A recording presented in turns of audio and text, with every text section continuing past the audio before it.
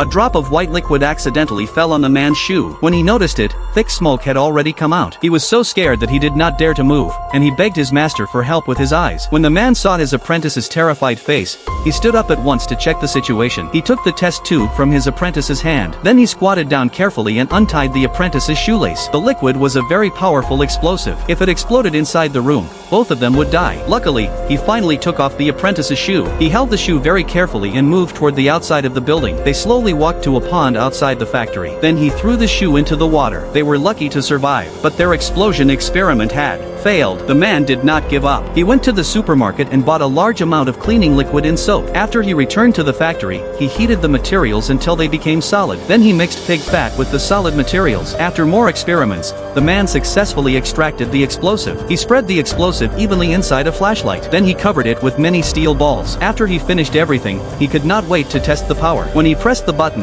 the terrifying power appeared right in front of him. He did all of this for revenge. He wrapped the explosive with oil paper. He inserted a fuse, and a time bomb was complete. He then placed the bomb under his enemy's car on purpose. After that, he went to provoke his enemy. As he expected, the enemy noticed it and began to chase him by car. Soon, the man led the enemy to a remote place. When the enemy got out of the car, the man pressed the button, and the explosion sent the enemy flying. The man rushed forward and kept hitting the enemy, but the enemy secretly called the boss behind the scenes. The boss heard their entire conversation. When the man was ready to take the enemy to the police station, the boss suddenly appeared and stopped him. He said he would give the man $5 million if the man let the killer go. When the man did not react to the offer, the boss threatened him with his wife's life. The man had no choice but to agree not to call the police. But when he took the money and went to find his wife, he was greeted by a gun. At the key moment, the man moved fast and escaped. Before the killer could chase him, the man hid quickly. When the killer came close, the man took out the modified flashlight. Countless steel balls shot out and killed the killer at once. At that moment, the man realized that the boss would never let him go. So he returned to the factory and made several more bombs. Then he called the boss and set up a meeting. He arrived early and placed the bombs at the meeting place. When the boss and his men arrived, the man activated the detonator. A violent explosion filled the sky. The boss and all his men were torn into pieces by the blast.